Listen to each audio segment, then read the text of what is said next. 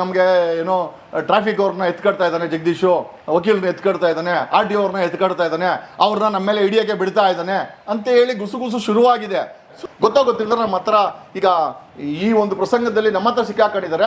ಅಕಸ್ಮಾತ್ ಅವ್ರ ಬಳಿ ಡೂಪ್ಲಿಕೇಟ್ ಪರ್ಮಿಟ್ ಇದ್ದು ಒಂದೇ ನಂಬರಿನ 10 ಆಟೋಗಳಿದ್ರೆ ಆ ಎಂಟೈರ್ ಆಟೋಗಳನ್ನ ಸರ್ಕಾರ ಜಪ್ತಿ ಮಾಡಬೇಕು, ಸೀಸ್ ಮಾಡಬೇಕು, ಆ ದಾಖಲೆಗಳನ್ನ ಸೃಷ್ಟಿ ಮಾಡಿದಂಥ ಸಂಬಂಧಪಟ್ಟ ಅವ್ರ ಮೇಲೆ FIR ಮಾಡಬೇಕು, ಅಗ್ರಹಾರ ಜೈಲಲ್ಲಿ ಜೈಲು ಊಟ ಅವ್ರಿಗೆ ಹಾಕಿಸ್ಬೇಕು ಅನ್ನೋದು ನಮ್ಮ ಡಿಮ್ಯಾಂಡ್ ಸರ್.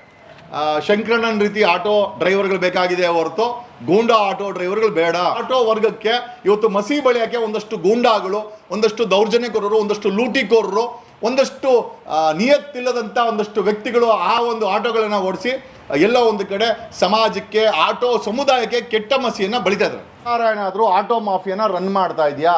ಸರ್ಕಾರಕ್ಕೆ ಬರಬೇಕಾದಂಥ ತೆರಿಗೆಗೆ RTO ಮತ್ತು ಭ್ರಷ್ಟ RTO ಅಧಿಕಾರಿಗಳು, ಭ್ರಷ್ಟ ಟ್ರಾಫಿಕ್ ಡಿಪಾರ್ಟ್ಮೆಂಟ್ ಅವರು ಈ ಆಟೋಗಳ ಜೊತೆ ಕೈ ಜೋಡಿಸ್ಕೊಂಡು ಈ ಮಾಫಿಯಾನ ನಡೆಸ್ತಾ ಇದ್ದಾರೆ. ಆ್ಯಕ್ಚುಲಿ ಬೆಂಗಳೂರಿನ ದಟ್ಟಣೆಗೆ ಟ್ರಾಫಿಕ್ ಕಾರಣ ಅಂತ ನಮಗೆಲ್ಲ ಗೊತ್ತು. ಅದು 2 ವೀಲರ್ ಆಗಿರ್ಬೋದು, ಆಟೋ ಆಗಿರ್ಬೋದು, ಬಸ್ಗಳಾಗಿರ್ಬೋದು, ಎಲ್ಲದು ಕಾಂಟ್ರಿಬ್ಯೂಟ್ ಮಾಡುತ್ತೆ.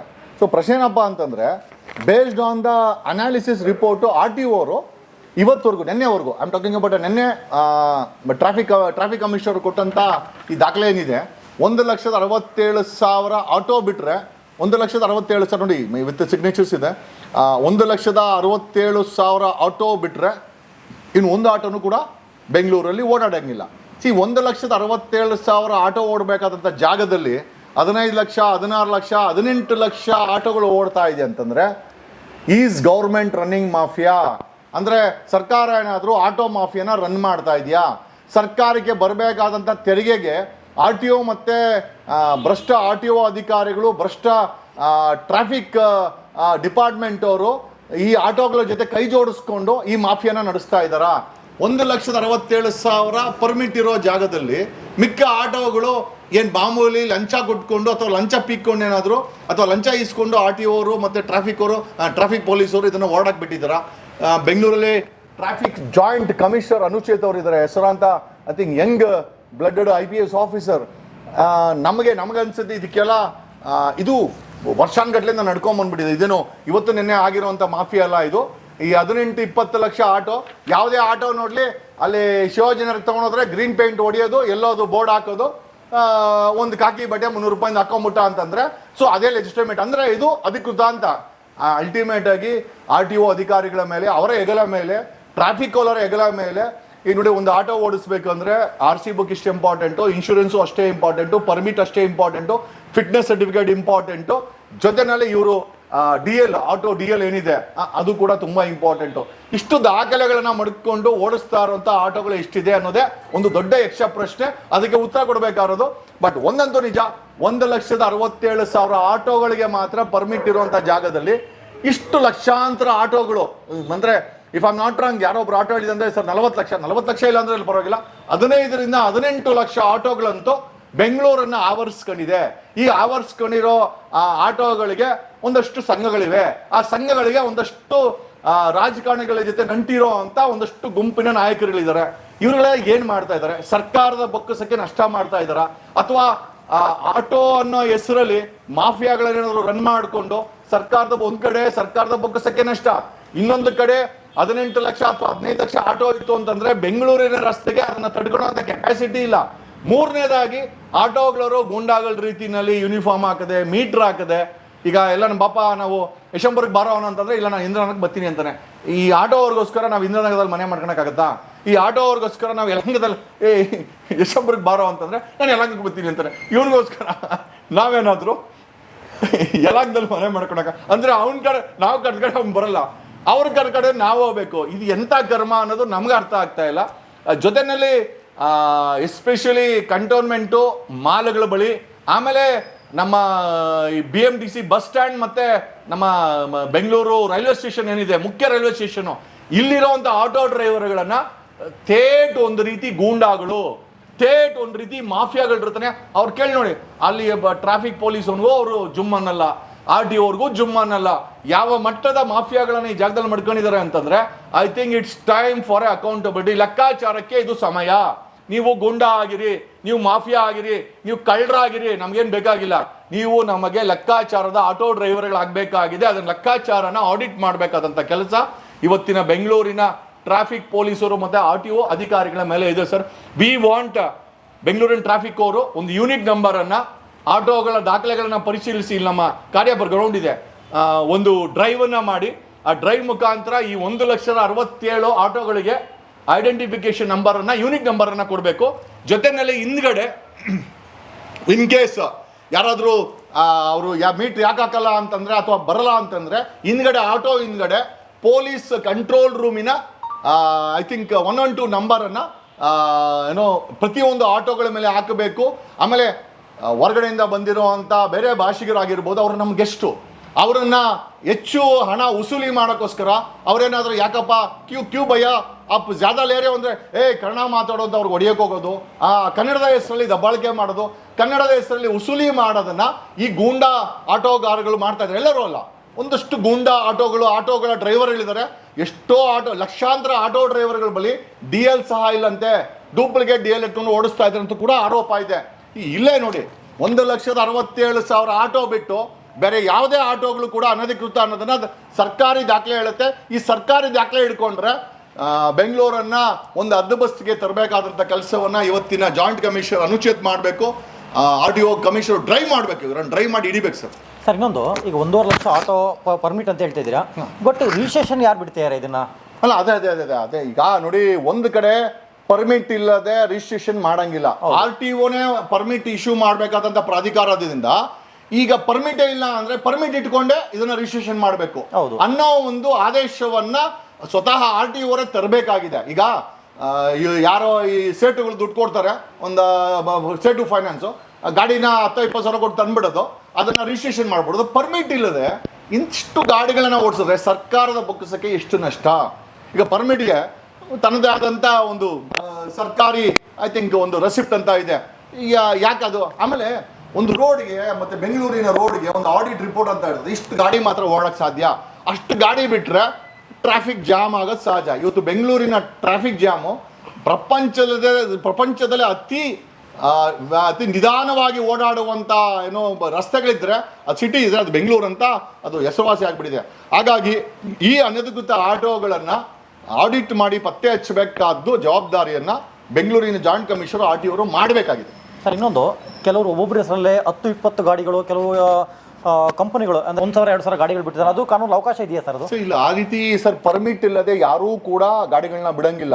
ಒಂದು ಮಾಹಿತಿ ಪ್ರಕಾರ ಕಂಪನಿಗಳು, for example X company owner ಇದ್ದಾನೆ, ಅವರೇ ಒಂದು 500 ಆಟೋಗಳನ್ನ ಸೇಟುಗಳ ಮುಖಾಂತರ ವಿತೌಟ್ ಪರ್ಮಿಟ್, ಆಮೇಲೆ ಎಷ್ಟೋ ಗಾಡಿಗಳಿಗೆ ಒಂದು ಅನುಮಾನಾಸ್ಪದ ಸರ್ವೆ ಪ್ರಕಾರ ಒಂದು ಪರ್ಮಿಟ್ ಒಂದು ನಂಬರ್ನ 10 ಗಾಡಿಗೆ ಹಾಕೋದು, 20 ಗಾಡಿಗೆ, ಈ ರೀತಿ ಒಂದು ದೊಡ್ಡ ಸ್ಕ್ಯಾಮ್ ಸಹ ನಡೀತಾ ಇದೆ. ಇದನ್ನ ಕಂಪನಿಗಳವರು ಮತ್ತೆ RTO ಪ್ರಾಧಿಕಾರ ಟ್ರಾಫಿಕ್ ಅವ್ರಿಗೂ ಗೊತ್ತಿದೆ ಅಂತ ಇದು ಟ್ರಾಫಿಕ್ ಅವ್ರ ಮೇಲೂ ಆರೋಪ ಇದೆ. ಆಮೇಲೆ ಇವರೆಲ್ಲ ಸೇರಿ ತಿಂಗಳಿಗೆ RTO ಅವ್ರಗಳಿಗೆ ಮತ್ತೆ ಟ್ರಾಫಿಕ್ ಅವ್ರಿಗೆ ಮಾಮೂಲಿ ಕೊಡ್ತಾ ಇದ್ದಾರೆ. ಇದು ಮಾಮೂಲಿ ಆಟೋ ಮಾಫಿಯಾ ಅನ್ನೋ ಮಟ್ಟಕ್ಕೆ ಬೆಳೆದು ನಿಂತಿದೆ. ಇದನ್ನ ಪಾಸಿಬಲಿ ಗೊತ್ತಿಲ್ಲದಿರೋ ಈ 2 ವೀಲರ್ ಟ್ಯಾಕ್ಸಿ ವಿಚಾರದಲ್ಲಿ ಇವ್ರು ಬೆಳಗ್ಗೆ ಬಂದ್ರೆ ಹೊರತು, ಇಲ್ಲ ಅಂದಿದ್ರೆ ಇವರುಗಳು ಹೆಮ್ಮರವಾಗಿ ಬೆಳೆದು ಬಿಟ್ಟಿದ್ದಾರೆ. ಇವ್ರನ್ನ ಯಾರು ಪೊಲೀಸರು ಮುಟ್ಟಕೋರೆ ಮೊಬೈಲ್ ಎತ್ಕೊಂತಾರೆ, ಪ್ರಶ್ನೆ ಮಾಡಕ್ಕೆ ನಮ್ಮನ್ನ ನೀವು ತೊಂದರೆ ಕೊಡ್ತೀರಾ ಅಂತ, ಲಂಚ ಕೇಳ್ತೀರಾ ಅಂತ, ಆ ಮಟ್ಟಕ್ಕೆ ಇವ್ರು ಬೆಳೆದು ಬಿಟ್ಟಿದ್ದಾರೆ. ಗೊತ್ತಿಲ್ಲದ್ರೆ ನಮ್ಮ ಹತ್ರ ಈಗ ಈ ಒಂದು ಪ್ರಸಂಗದಲ್ಲಿ ನಮ್ಮ ಹತ್ರ ಸಿಕ್ಕಾಕೊಂಡಿದ್ದಾರೆ. ನಾನು ಅಷ್ಟೇ ಕಾನೂನು ರೀತಿಯಲ್ಲಿ ಅವ್ರ ಪ್ರಶ್ನೆ ಕೇಳ್ತಾ ಇದ್ದೀನಿ ಹೊರತು ನನಗೇನು ಅವ್ರ ಮೇಲೆ ಕೋಪ ಇಲ್ಲ. ನಮಗೇನು ಕಾನೂನು ರೀತಿಯಲ್ಲಿ 1,67,000 ಆಟೋ ಬಿಟ್ಟು ಮಿಕ್ಕ ಎಲ್ಲ ಆಟೋಗಳನ್ನು RTO ಮತ್ತೆ ಬೆಂಗಳೂರು ಜಾಯಿಂಟ್ ಕಮಿಷನರ್ ಟ್ರಾಫಿಕ್ ಅವರು ಜಪ್ತಿ ಮಾಡಬೇಕು. ಅಕಸ್ಮಾತ್ ಅವ್ರ ಬಳಿ ಡೂಪ್ಲಿಕೇಟ್ ಪರ್ಮಿಟ್ ಇದ್ದು ಒಂದೇ ನಂಬರಿನ 10 ಆಟೋಗಳಿದ್ರೆ ಆ ಎಂಟೈರ್ ಆಟೋಗಳನ್ನ ಸರ್ಕಾರ ಜಪ್ತಿ ಮಾಡಬೇಕು, ಸೀಸ್ ಮಾಡಬೇಕು. ಆ ದಾಖಲೆಗಳನ್ನ ಸೃಷ್ಟಿ ಮಾಡಿದಂಥ ಸಂಬಂಧಪಟ್ಟ ಅವ್ರ ಮೇಲೆ FIR ಮಾಡಬೇಕು. ಅಗ್ರಹಾರ ಜೈಲು ಊಟ ಅವ್ರಿಗೆ ಹಾಕಿಸ್ಬೇಕು ಅನ್ನೋದು ನಮ್ಮ ಡಿಮ್ಯಾಂಡ್ ಸರ್. ಸರ್ ಇವಾಗ ಆಟೋದವ್ರಿಗೆ ಈಗ ನೀವು ಓಕೆ, ಆಟೋದವ್ರದ್ದು ಏನೆಲ್ಲ ಮಾಫಿಯಾ ಇದೆ ಎಲ್ಲ ಹೇಳಿದ್ರಿ, ಬಟ್ ಕೆಲವರು ಆಟೋದವರು ತುಂಬ ಕಷ್ಟ ಕಾಲದಲ್ಲಿ ಅಂದರೆ ರಾತ್ರಿ ಹೊತ್ತಾಗಲಿ ಏನೇ ಆಗಲಿ ಪ್ಯಾಸೆಂಜರ್ನ ಒಂದು ಕಡೆಯಿಂದ ಒಂದು ಕಡೆಗೆ ತಲುಪಿಸ್ತಾರೆ.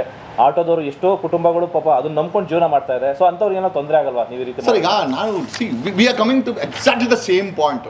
ಈ 1,67,000 ಕಾನೂನು ಅಡಿನಲ್ಲಿ ಕೆಲಸ ಮಾಡುವಂಥ ಆಟೋಗಳು ಕೆಲಸ ಮಾಡಲಿ ಅಂತಲೇ ಇವತ್ತು ನಾವು ಹೇಳ್ತಾ ಇರೋದು.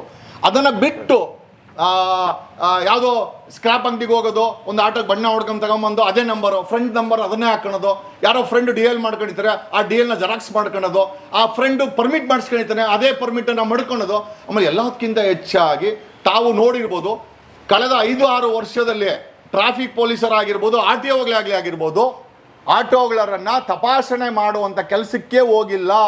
ಯಾಕೆ? ಅಷ್ಟು ಕಾನ್ಫಿಡೆನ್ಸು ಟ್ರಾಫಿಕ್ ಇಲಾಖೆಗೆ ಮತ್ತೆ ಆರ್ ಟಿ ಒವ್ರಿಗೆ ಇವ್ರ ಮೇಲೆ ಹೆಂಗೆ ಬಂತು? ಈಗ ಆರ್ ಟಿ ಒವರು ಮತ್ತು ಇವ್ರ ಪ್ರಾಧಿಕಾರ ಇದೆ ತಪಾಸಣೆ ಮಾಡೋಕ್ಕೆ. ತಪಾಸಣೆ ಯಾಕೆ ಮಾಡಬೇಕು ಅಂತಂದರೆ ಮನುಷ್ಯನ ಗುಣ. ಇನ್ಶೂರೆನ್ಸ್ ಎಕ್ಸ್ಪೈರ್ ಆದರೆ ರಿನ್ಯೂ ಮಾಡಲ್ಲ, ಎಮಿಷನ್ ಎಕ್ಸ್ಪೈರ್ ಆದರೆ ರಿನ್ಯೂ ಮಾಡಲ್ಲ, ಪರ್ಮಿಟ್ ಎಕ್ಸ್ಪೈರ್ ಆದರೂ ಕೂಡ ರಿನ್ಯೂ ಮಾಡಲ್ಲ. ಅಕಸ್ಮಾತ್ ಗಾಡಿ ಒಂದು ಮಟ್ಟ ಓಡಿ 10 ವರ್ಷ ಓಡಿ ತದನಂತರ if it is not eligible for fitness, ಅದು ಇದನ್ನು ಚೆಕ್ ಮಾಡಿದ ತಾನೇ ನಮಗೆ ಫಿಲ್ಟರ್ ಆಗೋದು. ಈಗ ಫಿಟ್ನೆಸ್ ಇಲ್ಲಂಥ ಗಾಡಿಗಳು, ಪರ್ಮಿಟ್ ಇಲ್ಲಂಥ ಗಾಡಿಗಳು, ಡಿ ಎಲ್ ಇಲ್ಲಂಥ ಆಟೋ ಡ್ರೈವರ್ಗಳು, ಎಮಿಷನ್ ಟೆಸ್ಟ್ ಇಲ್ಲಂಥವ್ರು, ಆಮೇಲೆ ಒಂದೇ ನಂಬರ್ ಹಾಕೊಂಡು 10 ಗಾಡಿ ಓಡ್ತಾನೆ. ಯಾಕೆ ನಮಗೆ ನಾವೆಲ್ಲ ಕೇಳಿದ್ದೀವಿ, ಒಂದೇ ಬಸ್ಗೆ ಮುಂಬೈಯಿಂದ ಬೆಂಗಳೂರಿಗೆ ಹೋಗುವಂಥ ಒಂದೇ ಬಸ್ 10 ಬಸ್ಗೆ ಒಂದೇ ನಂಬರ್ ಹಾಕೊಂಡು ಓಡಿಸೋ ಅಂತ ಎಷ್ಟೋ ಪ್ರಕರಣಗಳನ್ನ ನಾವು ಹಿಂದೆ ಇತಿಹಾಸದಲ್ಲಿ ನೋಡಿದ್ದೀವಿ. ದೊಡ್ಡವರು ಇವತ್ತು ಆ ಬಸ್ಸುಗಳು ಓಡಿಸೋದು ಯಜಮಾನರುಗಳು, ಎಮ್ ಎಲ್ ಎಗಳು, ಮಿನಿಸ್ಟ್ರುಗಳು ಕೂಡ ಆಗಿದ್ದಾರೆ ಕೆಲವರು. ಅಲ್ಲ, ಹೆಸರು ಹೇಳೋಕ್ಕೆ ನಂಗೆ ಇಷ್ಟ ಇಲ್ಲ, ಯಾಕಂದರೆ ಜನಗಳಿಗೆ ಅರ್ಥ ಆಗುತ್ತೆ. ಆ ರೀತಿ ಮಾಫಿಯಾ ಮಾಡೋಂಥ ವ್ಯವಸ್ಥೆಯಲ್ಲಿ ಇವತ್ತು ಆಟೋಗಳಲ್ಲೂ ಕೂಡ ಒಂದು ದೊಡ್ಡ ಮಾಫಿಯಾ ಇದೆ. ಆಮೇಲೆ ಈ ಸಂಘಗಳನ್ನು ಕಟ್ಕೊಂಡಿರುವಂಥ ಎಷ್ಟೋ ಸಂಘದ ಪೀಸ್ ಆಟೋ ರಘು ಅಂತ ಹೇಳ್ತಾರೆ. ನಾನು ಕೇಳೋದಿಷ್ಟೇ, ನನ್ನ ಈ ಅನಧಿಕೃತ ಈ ವಿಚಾರ ರಘುವರ್ಗಂತವ್ರು ಗೊತ್ತಿಲ್ವಾ? ಸಂಘದ ಅಧ್ಯಕ್ಷರುಗಳು ಗೊತ್ತಿಲ್ವಾ ಇದು ಇಷ್ಟೇ ಆಟೋ ಇರಬೇಕು ಅಂತ? ಇಷ್ಟೇ ಆಟೋ ಮೇಲೆ ಇದೆ ಅಂತಂದರೆ ಸಂಘದವ್ರೇನಾದರೂ ಈ ಸಂಘ ಅಂತ ಮಾಡಿಕೊಂಡು ಸಂಘ ಏನಾದರೂ ಇನ್ವಾಲ್ವ್ಮೆಂಟ್ಗಳಿದೆಯಾ? ಈ ಎಲ್ಲವನ್ನು ಪರಿಶೀಲನೆ ಮಾಡಿ ಬೆಂಗಳೂರಿನ ರೋಡ್ಗಳಲ್ಲಿ ಡಾಕ್ಯುಮೆಂಟ್ ಇರುವಂಥ ಆಟೋಗಳು ಮಾತ್ರ ಓಡಬೇಕು. ಮಿಕ್ಕ ಆಟೋಗಳು ಜಪ್ತಿಯಾಗಿ ಸುಳ್ಳು ದಾಖಲೆ ಮಾಡ್ಕೊಂಡಿದ್ರೆ ಅವರು ಜೈಲಿಗೆ ಹೋಗಬೇಕು ಸರ್. ಇದು ನಮ್ಮ ಡಿಮ್ಯಾಂಡ್ ಸರ್. ಈಗ ನೀವು ಹೇಳಿದ್ರಿ ಅಷ್ಟೇ ಓಡಬೇಕು ಅಂತ, ಎಲ್ರಿಗೂ ಗೊತ್ತಿದೆ ಅನ್ಕೊಳ್ತೀನಿ ಜಾಸ್ತಿ ಆಟೋಗಳು ಓಡ್ತಾ ಇದೆ ಅಂತ. ಏನಾದರೂ ಒಳಗಡೆ ಲಿಂಕ್ ಇದೆಯಾ ಅಂತ? ಡೆಫಿನೆಟ್ಲಿ ಇಷ್ಟು ದೊಡ್ಡ ಮಾಫಿಯಾ ನಡೀತಾ ಇದೆ. ನಾನು ಇದನ್ನು ಓಪನ್ ಆಗಿ ಹೇಳ್ತಾ ಇದ್ದೀನಿ ಅಂತಂದರೆ, ಈಗ ರಿಜಿಸ್ಟ್ರೇಷನ್ ಆಗಬೇಕಾದ್ರೆ ಆರ್ ಟಿ ಅವ್ರಿಗೆ ಗೊತ್ತಿರಲ್ವ, ಇದೇ ಆರ್ ಟಿ ಒ ಅಧಿಕಾರಿಗಳು ಹೊಸ ಆಟೋಗಳನ್ನು ರಿಜಿಸ್ಟ್ರೇಷನ್ ಮಾಡ್ತಾ ಇದ್ದಾರೆ. ಆಮೇಲೆ ಇದೇ ಎಷ್ಟೋ ಕಂಪನಿಗಳು, ನಮ್ಮ ಕಂಪನಿಗಳು ಹೆಸರು ಹೇಳೋಕ್ಕೆ ಇಷ್ಟ ಇಲ್ಲ, I don't want to damage their reputations. ಆ ಕಂಪನಿಗಳ ಮ್ಯಾನೇಜರ್ಗಳು ಅವರವರನ್ನೇ ಸೇಟುಗಳ ಫೈನಾನ್ಸ್ ಹಾಕಿ 200-300 ಆಟೋಗಳನ್ನು ಡೂಪ್ಲಿಕೇಟ್ ನಂಬರಲ್ಲಿ ಬಿಟ್ಟಿದ್ದಾರೆ ಅಂತ ಕೂಡ ಒಂದಷ್ಟು ವಿಚಾರಗಳಿದೆ. ಏನಂತಂದರೆ ಇದನ್ನು ತನಿಖೆ ಸರ್ಕಾರ ನಿಯತ್ತಿನಿಂದ ತನಿಖೆ ಮಾಡಿ ಆಡಿಟ್ ಮಾಡಿದ್ರೆ, ಈಗ ಹಿಡಿಬೇಕು ಇವರನ್ನ ಬೆಂಗಳೂರಲ್ಲಿ ನೀವು ಆಟೋ ಓಡಿಸ್ಬೇಕು ಅಂತಂದರೆ ಒಂದು ಪರ್ಮನೆಂಟ್ ನಂಬರನ್ನು ಚೆಕ್ ಮಾಡಿ ಅದನ್ನು ಟ್ರಾಫಿಕ್ ಜಾಯಿಂಟ್ ಕಮಿಷನ್ ಕೊಡೋ ಅಂಥ ಜವಾಬ್ದಾರಿನ ಹೊರಬೇಕು. ಜೊತೆಯಲ್ಲಿ ಆಟೋಗಳೇನ ದೌರ್ಜನ್ಯ ಮಾಡಿದ್ರೆ, ಬಂದಿಲ್ಲ ಅಂದರೆ, ಯೂನಿಫಾರ್ಮ್ ಹಾಕಿಲ್ಲ ಅಂತಂದರೆ, ಆಮೇಲೆ ಎಷ್ಟೋ ಜನ ಆಟೋ ಡ್ರೈವರ್ಗಳು ಏನೋ ಧಾರಾವಾಹಿ ನೋಡಿಕೊಂಡು ಹೆಡ್ಫೋನ್ ಹಾಕ್ಕೊಂಡು ಓಡಿಸ್ತಾರೆ. ಅಲ್ಲ ಗುರು, ಈಗ ಫೋನ್ ಹಿಡ್ಕೊಂಡು ಓಡಿಸಿದ್ರೆ 2,000 ರೂಪಾಯಿ ಪೆನಾಲ್ಟಿ ಇದೆ. ಅದರಲ್ಲಿ ಅಮ್ಮ ಅಕ್ಕ ಧಾರಾವಾಹಿಗಳನ್ನ ನೋಡ್ಕೊಂಡು ಇವರು ಗಾಡಿ ಓಡಿಸಿ ಹಿಂದೆ ಆಂಬುಲೆನ್ಸ್ ಬರಲಿ ತಲೆ ಕೆಡಿಸ್ಕೊಳಲ್ಲ, ಹಿಂದೆ ಯಾರನ್ನ ಪ್ರೆಗ್ನೆಂಟ್ ವುಮೆನ್ನು ಹಾಸ್ಪಿಟ್ಲಿಗೆ ಹೋಗ್ತಾ ಇರಲಿ ತಲೆ ಕೆಡಿಸ್ಕೊಳಲ್ಲ, ಯಾರಾದರೂ ಜೋರಾಗಿ ಕೇಳಿದ್ರೆ ಅವ್ರಿಗೆ ಹೊಡೆಯೋಕ್ಕೆ ಹೋಗೋದು ಕನ್ನಡದ ಹೆಸರಲ್ಲಿ ಎಲ್ಲ ಮಾಡ್ತಾ ಇದ್ದಾರೆ. ಇದೆಲ್ಲ ನಿಲ್ಲಬೇಕಾಗಿದೆ ಸರ್. ನಮಗೆ ಶಂಕರಣ್ಣನ ರೀತಿ ಆಟೋ ಡ್ರೈವರ್ಗಳು ಬೇಕಾಗಿದೆ ಹೊರತು ಗೂಂಡಾ ಆಟೋ ಡ್ರೈವರ್ಗಳು ಬೇಡ. ನಮ್ಮ ಶಂಕರಣ್ಣ ಆಗಿನ ಕಾಲದಲ್ಲಿ, ನಮ್ಮ ಶಂಕರ್ ನಾಗ್ ಅವರು ಆಟೋ ರಾಜ ಅಂತೇಳಿ ಹೆಸರುವಾಸಿ ಪಡ್ಕೊಂಡಂಥವ್ರು. ಆ ಹೆಸರು ಬಂದಂಥ ಆಟೋ ವರ್ಗಕ್ಕೆ ಇವತ್ತು ಮಸಿ ಬಳಿಯೋಕ್ಕೆ ಒಂದಷ್ಟು ಗೂಂಡಾಗಳು, ಒಂದಷ್ಟು ದೌರ್ಜನ್ಯಕೋರರು, ಒಂದಷ್ಟು ಲೂಟಿಕೋರರು, ಒಂದಷ್ಟು ನಿಯತ್ತಿಲ್ಲದಂಥ ಒಂದಷ್ಟು ವ್ಯಕ್ತಿಗಳು ಆ ಒಂದು ಆಟೋಗಳನ್ನು ಓಡಿಸಿ ಎಲ್ಲೋ ಒಂದು ಕಡೆ ಸಮಾಜಕ್ಕೆ, ಆಟೋ ಸಮುದಾಯಕ್ಕೆ ಕೆಟ್ಟ ಮಸಿಯನ್ನು ಬಳಿತಾ ಇದ್ದಾರೆ. ಸರ್, ನಿಮ್ಮ ಪ್ರಕಾರ ಎಲ್ಲ ಆಟೋದವರು ಸರಿ ಇಲ್ಲ ಅಂತ ಹೇಳ್ತೀರಾ? ಹೆಂಗೆ ಚೆಕ್ ಮಾಡಬೇಕು ಸರ್. ಈಗ ಈ ಒಂದು ನೋಡಿ, ಈಗ 1,67,000 ಜನಕ್ಕೆ ಪರ್ಮಿಟ್ ಕೊಟ್ಟಿದ್ದೀವಿ ಅಂತೆ. ಯಾರು ಈ 167? ಮಿಕ್ಕಂಥವ್ರನ್ನ ಈಗ 167ಕ್ಕೆ ಒಂದು ನಂಬರ್ ಕೊಡಿ. 1 ಲಕ್ಷ 1 2 3 4 1,67,000 ಬೆಂಗಳೂರು ಟ್ರಾಫಿಕ್ ಪೊಲೀಸರು ಡಿ ಎಲ್ ನೋಡಿ, ಅವ್ರ ಡಾಕ್ಯುಮೆಂಟ್ಸ್ ನೋಡಿ, ಅವ್ರಿಗೊಂದು ನಂಬರ್ ಕೊಡಿ. ಇದು ಬಿಟ್ಟು ಈಗ ಒಂದ್ಸತಿ ನಂಬರ್ ಕೊಟ್ಟ ಮೇಲೆ ಮಿಕ್ಕ ಆಟೋಗಳು ಸಿಕ್ಕಾಕೊಂತಾರ, ವಿತೌಟ್ ನಂಬರ್ ಓಡಾಡಿದ್ರೆ ಅವ್ರನ್ನ ನೀವು ಆರಾಮಾಗಿ ಸೀಸ್ ಮಾಡ್ಬೋದು. ದೊಡ್ಡ ವಿಚಾರ ಅಲ್ಲ. ಪೊಲೀಸವರು ಮನ್ಸು ಮಾಡಿದ್ರೆ, ಟ್ರಾಫಿಕ್ ಪೊಲೀಸವರು ಆರ್ ಟಿ ಅವ್ರು ಏನು ಬೇಕಾದ್ರೆ ಮಾಡ್ಬೋದು. ಬಟ್ ಈಗ ಅವರೇ ಕೈ ಮೀಲಾಯಿಸಿದ್ದಾರೆ ಅಂತ ಒಂದಷ್ಟು ಸಂಘಟನೆಗಳಲ್ಲಿ ಗುಸುಗುಸು ನಡೀತಾ ಇದೆ. ಅಂದರೆ ನಮಗೆ ಏನೋ ಟ್ರಾಫಿಕ್ ಅವ್ರನ್ನ ಎತ್ಕಡ್ತಾ ಇದ್ದಾನೆ, ಜಗದೀಶು ವಕೀಲರನ್ನ ಎತ್ಕಡ್ತಾ ಇದ್ದಾನೆ, ಆರ್ ಟಿ ಅವ್ರನ್ನ ಎತ್ಕಡ್ತಾ ಇದ್ದಾನೆ, ಅವ್ರನ್ನ ನಮ್ಮ ಮೇಲೆ ಹಿಡಿಯೋಕ್ಕೆ ಬಿಡ್ತಾ ಇದ್ದಾನೆ ಅಂತ ಹೇಳಿ ಗುಸುಗುಸು ಶುರುವಾಗಿದೆ. ಸೊ ಎಲ್ಲೋ ಒಂದು ಕಡೆ ನಮ್ಗೆ ಅನಿಸುತ್ತೆ ಈ ಮಾಹಿತಿ ಪೊಲೀಸರ ಹತ್ರ ಇಲ್ವಾ? ಟ್ರಾಫಿಕ್ ಪೊಲೀಸ್ ಹತ್ರ ಇದೆ, ಈ ಮಾಹಿತಿ ಆರ್ ಟಿ ಅವ್ರ ಹತ್ರ ಇದೆ, ಖಂಡಿತ ಇದೆ. ಇದ್ರೂ ಯಾಕೆ ಇವ್ರನ್ನೆಲ್ಲ ಬಿಟ್ಟಿದ್ದಾರೆ ಅಂತಂದರೆ ಮೋಸ್ಟ್ಲಿ ಆಟೋ ತಯಾರಕರ ಕಂಪನಿಗಳವರೇನೋ ಗೊತ್ತಿಲ್ಲ, ಕಂಪನಿ ಆಗಿರ್ಬೋದು, ಮಾರ್ಕೆಟಿಂಗ್ ಅವರಾಗಿರ್ಬೋದು, ಸೇಟು ಫೈನಾನ್ಸ್ಗಳಾಗಿರ್ಬೋದು, ಒಂದಷ್ಟು ಆಟೋ ಗುಂಪುಗಳ ಪದಾಧಿಕಾರಿಗಳಾಗಿರ್ಬೋದು, ಎಲ್ಲ ಸೇರಿಕೊಂಡು ಈ ಅನಧಿಕೃತ ಆಟೋಗಳನ್ನು ಬೆಂಗಳೂರಲ್ಲಿ ಓಡಿಸೋಕ್ಕೆ ಒಂದು ಮಾಫಿಯಾ ಮಾಡ್ಕೊಂಡಿದ್ದಾರೆ. ಆ ಮಾಫಿಯಾ ಬಗ್ಗೆ ತನಿಖೆ ಆಗಬೇಕು, ಆಡಿಟ್ ಆಗಬೇಕು, ದಾಖಲೆ ಇರೋಂಥ ಆಟೋಗಳಿಗೆ ಓಡಾಡಕ್ಕೆ ಬಿಡಬೇಕು, ಒಂದು ನಂಬರ್ ಕೊಟ್ಟು ಮಿಕ್ಕಂಥ ಆಟೋಗಳನ್ನ ಜಪ್ತಿ ಮಾಡಬೇಕು ಸರ್.